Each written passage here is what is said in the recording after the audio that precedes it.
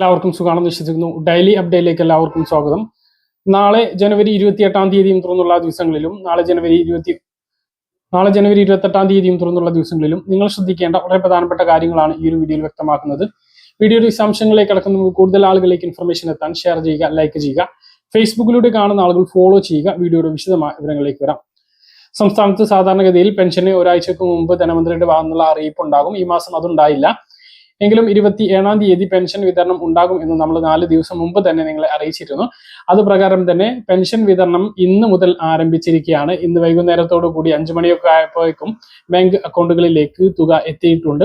അപ്പോൾ കിട്ടിയിട്ടുള്ള ആളുകൾ താഴെ ഒന്ന് കമന്റ് ആയിട്ട് അറിയിക്കാൻ മറക്കരുത്. കേന്ദ്ര വിഹിതം ലഭിക്കുന്ന ആളുകൾക്ക് 500, 200 അതുപോലെ തന്നെ 300 രൂപയുടെ കുറവുണ്ട്. അങ്ങനെയുള്ളവർക്ക് 1500, 1700, 1800 എന്നിങ്ങനെയാണ് ലഭിച്ചിട്ടുണ്ടാവുക. ബാക്കിയുള്ള തുക കൂടി ഒരാഴ്ചക്കുള്ളിൽ അവരുടെ അക്കൗണ്ടുകളിലേക്ക് എത്തിച്ചേരുന്നതാണ്. കഴിഞ്ഞ മാസം 2 ആഴ്ച വരെ താമസിച്ചിട്ടുണ്ട്. അപ്പൊ എന്തായാലും ആ ഒരു തുക ലഭിക്കുക തന്നെ ചെയ്യും. അതിനു വേണ്ട തുക കൂടി സംസ്ഥാന സർക്കാർ മുൻകൂറായി അനുവദിച്ചിട്ടുണ്ട് എന്നുള്ളതാണ് വിവരം. അതുകൊണ്ട് തന്നെ ആ ഒരു തുകയും നഷ്ടപ്പെടില്ല. ബാങ്ക് അക്കൗണ്ടുകളിലേക്ക് ഇന്ന് എത്താത്ത ആളുകൾക്ക് നാളേക്കായിട്ട് ആ ഒരു തുക എത്തിച്ചേരുന്നതാണ് എന്നുള്ളതാണ്. കൃത്യമായിട്ട് 2000 രൂപ വർദ്ധിപ്പിച്ചതിന് ശേഷം 3ാമത്തെ മാസത്തെ തുകയാണ് വിതരണം ചെയ്യുന്നത്. അപ്പോൾ ആ ഒരു തുകയാണ് ബാങ്ക് അക്കൗണ്ടുകളിലേക്ക് എത്തിയിട്ടുള്ളത്. ഇനി കയ്യിൽ വിതരണം നാളത്തെയും കൂടി കഴിഞ്ഞതിന് ശേഷം, അതായത് വ്യാഴാഴ്ചയൊക്കെ ആകുമ്പോഴേക്കും സർവീസ് സഹകരണ സംഘങ്ങളിലേക്ക് ലിസ്റ്റും പണവും എത്തുന്നതാണ്. അത് കിട്ടിക്കഴിഞ്ഞാൽ അവർ പിന്നീടുള്ള ദിവസങ്ങളിൽ ആ ഒരു തുക വിതരണം നടത്തുന്നതാണ്. എന്തായാലും 5 തീയതിയൊക്കെ ആകുമ്പോഴേക്കും എല്ലാവർക്കും കയ്യിലും ബാങ്കിലും എല്ലാം പെൻഷൻ വിതരണം പൂർത്തീകരിക്കുന്നതാണ്.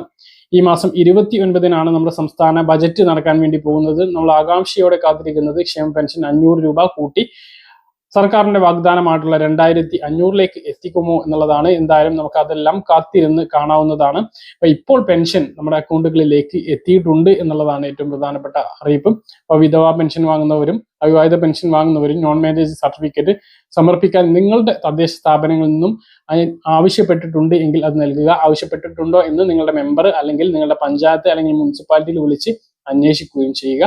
ഉണ്ടെങ്കിൽ അത് നൽകുക. അല്ലെങ്കിൽ സേവന വെബ്സൈറ്റിൽ നിങ്ങളുടെ സ്റ്റാറ്റസ് ഒന്ന് പരിശോധിച്ചാലും ആ കാര്യം കൃത്യമായിട്ട് അറിയാം. കൊടുക്കണോ കൊടുക്കേണ്ടതെന്നൊക്കെ അറിയാം.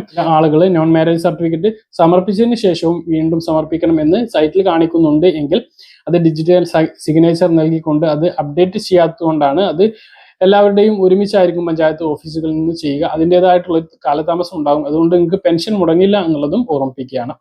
നമ്മുടെ സംസ്ഥാന ബജറ്റ് 29 തീയതി നടക്കുമ്പോൾ അത് കഴിഞ്ഞുള്ള ഞായറാഴ്ച, ആദ്യമായിട്ടാണ് ഞായറാഴ്ച ഒരു കേന്ദ്ര ബജറ്റ് നടക്കാൻ വേണ്ടി പോകുന്നത്. ധനമന്ത്രി നിർമ്മല സീതാരാമൻ 9ാമത്തെ ബജറ്റാണ് അവതരിപ്പിക്കാൻ വേണ്ടി പോകുന്നത്. അത് റെക്കോർഡാണ്. അതുപോലെ തന്നെ ഞായറാഴ്ച ബജറ്റ് അവതരിപ്പിക്കുന്നു എന്നുള്ളതും അത് അപൂർവമായിട്ട് ആദ്യമായിട്ടുണ്ടാകുന്ന ഒരു സംഭവമാണ്. അതിൽ വലിയ പ്രഖ്യാപനങ്ങളും പ്രതീക്ഷകളും നമുക്കുണ്ട്. PM കിസാൻ സമ്മാൻ നിധിയിൽ വർധനവ് ഉണ്ടാകുമോ, അതുപോലെ തന്നെ വിവിധ ക്ഷേമ പദ്ധതികൾ പ്രഖ്യാപിക്കുമോ, സ്ത്രീകൾക്ക് വേണ്ടിയിട്ട് വിവിധ പദ്ധതികൾ പ്രഖ്യാപിക്കും എന്നുള്ളത് നേരത്തെ തന്നെ റിപ്പോർട്ടുകൾ ഉണ്ടായിരുന്നു. അപ്പൊ എന്തൊക്കെയാണ് പ്രഖ്യാപിക്കുക, എന്തൊക്കെ ഇളവുകളാണ് കിട്ടുക എന്നുള്ളതൊക്കെ നമുക്ക് കാത്തിരുന്ന് കാണാവുന്നതാണ്. 29 തീയതി സംസ്ഥാന ബജറ്റ്, ഫെബ്രുവരി 1 തീയതി കേന്ദ്ര ബജറ്റ്, ഈ 2 ബജറ്റും നടക്കാൻ വേണ്ടി പോവുകയാണ്. 29 തീയതിക്കത്തെ ബജറ്റിൽ ക്ഷേമ പദ്ധതികൾ കൂടുതൽ പ്രഖ്യാപിക്കാൻ സാധ്യതയുണ്ട്. കാരണം ഇലക്ഷൻ മുന്നിൽ കണ്ടുകൊണ്ടുള്ള ഒരു പ്രഖ്യാപനങ്ങൾ ഉണ്ടാകും. 2ാം പിണറായി സർക്കാരിന്റെ അവസാന ബജറ്റ് ആയതുകൊണ്ട് തന്നെ വലിയ പ്രഖ്യാപനങ്ങൾ അതിൽ ഉണ്ടാകും എന്നുള്ളതാണ്. അപ്പോൾ ഇതാണ് ബജറ്റുമായിട്ട് ബന്ധപ്പെട്ട് നിങ്ങളെ അറിയിക്കാനുള്ളത്. മറ്റൊന്ന്, മുൻഗണനാ റേഷൻ കാർഡിന് വേണ്ടിയിട്ട് ഇപ്പോൾ അപേക്ഷ നൽകാവുന്നതാണ്. BPL റേഷൻ കാർഡിന് അർഹതയുള്ള നിലവിൽ നീല, വെള്ള റേഷൻ കാർഡിൽ ഉൾപ്പെട്ടിട്ടുള്ള ഒഴിവാക്കൽ മാനദണ്ഡങ്ങളിൽ പെടാത്തവർക്ക് ഈ മാസം 24 മുതൽ ഓൺലൈൻ അപേക്ഷകൾ ആരംഭിച്ചിട്ടുണ്ട്. ഫെബ്രുവരി 13 വരെ ഓൺലൈനായിട്ട് അക്ഷയ കേന്ദ്രങ്ങളിലൂടെ അപേക്ഷ നൽകാവുന്നതാണ്.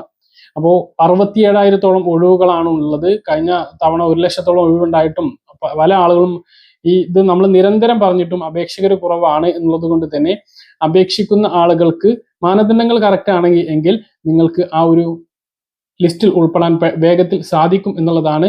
ആദ്യം തദ്ദേശ സ്ഥാപനങ്ങളിൽ നിന്നും BPL ലിസ്റ്റിന് അർഹനാണ് എന്ന് തദ്ദേശ സ്ഥാപന സെക്രട്ടറി നൽകുന്ന ഒരു സാക്ഷ്യപത്രം ഉണ്ട് എങ്കിൽ നിങ്ങൾക്ക് ഇതിൽ ഉൾപ്പെടാൻ വേണ്ടിയിട്ട് കഴിയുന്നതാണ്. അപ്പോൾ അർഹതയുള്ളവരെല്ലാം ഉടനെ അപേക്ഷ സമർപ്പിക്കുക. നമുക്കറിയാം, സ്ത്രീ സുരക്ഷാ പെൻഷൻ 1000 രൂപ ലഭിക്കുന്നത് BPL വിഭാഗമായ മഞ്ഞ, പിങ്ക് റേഷൻ കാർഡിൽ ഉൾപ്പെട്ടിട്ടുള്ള ആളുകൾക്കാണ്. ഇപ്പൊ നീല, വെള്ള റേഷൻ കാർഡിൽ ഉള്ള ആളുകളും പാവപ്പെട്ട ആളുകളുണ്ടാവും, രോഗികളായിട്ടുള്ള ആളുകൾ ഉണ്ടാകും. അതുപോലെ തന്നെ വാടക വീട്ടിൽ താമസിക്കുന്ന ആളുകളുണ്ടാവും. അങ്ങനെയുള്ളവർക്കെല്ലാം അപേക്ഷ നൽകിക്കൊണ്ട് BPL ലിസ്റ്റിൽ ഉൾപ്പെട്ടാൽ മാത്രമേ ഈ പദ്ധതിയിലേക്ക് 1000 രൂപ പദ്ധതിയിലേക്ക് അപേക്ഷിക്കാൻ കഴിയുകയുള്ളൂ. ആ ഒരു അവസരം പരമാവധി പ്രയോജനപ്പെടുത്തി മുൻഗണനാ റേഷൻ കാർഡിൽ ഉൾപ്പെട്ട് ആ 1000 രൂപയ്ക്ക് വേണ്ടിയിട്ടും സ്ത്രീകൾ അപേക്ഷ നൽകണമെന്ന് കൂടി ഓർമ്മിപ്പിക്കുകയാണ്. മറ്റൊന്ന്, നമ്മുടെ സംസ്ഥാനത്ത് വാഹനം ഓടിക്കുന്ന ആളുകൾ ശ്രദ്ധിക്കേണ്ട വളരെ പ്രധാനപ്പെട്ട കാര്യം, കേന്ദ്ര സർക്കാരിന്റെ പുതിയ നിയമപ്രകാരം 5 നിയമലംഘനങ്ങൾ സംഭവിച്ചു കഴിഞ്ഞാൽ നമ്മുടെ ലൈസൻസ് സസ്പെൻഡ് ചെയ്യും. അത് 1 വർഷത്തിനുള്ളിലാണ് എന്നുള്ളതാണ്. അപ്പോൾ അത് വളരെ പ്രധാനപ്പെട്ട കാര്യമാണ്. 20-ലധികം നിയമലംഘനങ്ങൾ ഇതിൽ പെടുന്നു. സിഗ്നൽ തെറ്റിക്കുന്നത് മുതൽ നിസ്സാര വകുപ്പുകൾ വരെ അതിൽ ചുമത്തിയിട്ടുള്ളത് കൊണ്ട് തന്നെ നമ്മുടെ ലൈസൻസ് റദ്ദാകാതിരിക്കാൻ നമ്മൾ റോട്ടിൽ സൂക്ഷിച്ചു പോവുക, നമുക്ക് ചലാൻ വരാതെ നോക്കുക. നിയമലംഘനങ്ങളിൽ 5 തവണ 1 വർഷത്തിനുള്ളിൽ പെടുകയാണ് എങ്കിൽ നമ്മുടെ ലൈസൻസിനെ അത് ബാധിക്കുന്നതാണ്. തിടുക്കത്തിൽ നമ്മുടെ സംസ്ഥാനത്ത് അത് നടപ്പിലാക്കില്ല എന്ന് ഇപ്പോൾ KB ഗണേഷ് കുമാർ നമ്മുടെ ഗതാഗത മന്ത്രി പറഞ്ഞിട്ടുണ്ട് എങ്കിലും കേന്ദ്ര നിയമമാണ്, അത് നടപ്പിലാക്കാതെ ഇരിക്കാൻ കഴിയില്ല എന്നുള്ളത് വളരെ പ്രധാനപ്പെട്ട കാര്യമാണ്. അപ്പോൾ റോഡിൽ ഇറങ്ങിയിട്ട് നിയമലംഘനം നടത്തുന്ന ആളുകൾ ഈ കാര്യം ഒന്ന് ശ്രദ്ധിക്കുന്നത് നല്ലതാണ്. മറ്റൊന്ന്, SIR കരട് പട്ടികയിൽ ഉൾപ്പെടാത്ത ആളുകൾക്ക് ലിസ്റ്റിൽ പേര് ചേർക്കാനുള്ള അവസരം ഈ മാസം 30 വരെയാണ് നൽകിയിട്ടുള്ളത്. അതുകൊണ്ട് തന്നെ 2026 ഏപ്രിൽ 1-ന് 18 വയസ്സ് പൂർത്തിയാകുന്ന കുട്ടികൾ വരെ ഉള്ളവർക്ക് വോട്ടർ ലിസ്റ്റിൽ പേര് ചേർക്കുന്നതിന് വേണ്ടി ഇപ്പോൾ അപേക്ഷ നൽകാവുന്നതാണ്. ഈ അവസരം പരമാവധി പ്രയോജനപ്പെടുത്തണം. ഇത് ഇപ്പോൾ ചേർത്തിട്ടില്ല എങ്കിൽ ഭാവിയിൽ ബുദ്ധിമുട്ടുണ്ടാകാൻ സാധ്യതയുണ്ട്. വോട്ട് ചെയ്യുന്നതിന് വേണ്ടി മാത്രമല്ല, നമ്മുടെ പൗരത്വവുമായി ബന്ധപ്പെട്ട വിഷയമാണ്. അതുകൊണ്ട് തന്നെ രക്ഷിതാക്കൾ, മക്കളുടെ കാര്യമൊക്കെ എത്ര വയസ്സായിട്ടുണ്ടാകും, ഡേറ്റ് ഓഫ് ബർത്ത് ഒക്കെ മക്കളുടേത് കൃത്യമായിട്ട് നമുക്ക് അറിയാവുന്നതാണ്. അപ്പോൾ മക്കളുടെ കാര്യം രക്ഷിതാക്കൾ ഓർത്ത് വെച്ച് അത് ചെയ്യണമെന്നുള്ളത് പ്രധാനമായിട്ട് ഓർമ്മിപ്പിക്കുകയാണ്. ജനുവരി 30 അവസാന തീയതി. എല്ലാവരും വോട്ടർ ലിസ്റ്റിൽ പേര് ചേർക്കുന്നതിന് വേണ്ടിയിട്ട്, SIR ലിസ്റ്റിൽ അന്തിമ പട്ടികയിൽ ഉൾപ്പെടുന്നതിന് വേണ്ടിയിട്ട് വോട്ടർ ലിസ്റ്റിൽ ഈ 30-ന് മുമ്പ് തന്നെ പേര് ചേർക്കണമെന്ന് ഓർമ്മിപ്പിക്കുന്നു. പറഞ്ഞ കാര്യങ്ങൾ കൃത്യമായിട്ട് മനസ്സിലാണെന്ന് കരുതുന്നു. ഇതുപോലെ ഇൻഫർമേഷൻ ലഭിക്കാൻ ചാനൽ സബ്സ്ക്രൈബ് ചെയ്യുക, ബെൽ ഐക്കൺ എനേബിൾ ചെയ്ത് നോക്കുക. മറ്റൊരു വീഡിയോ കാണാം.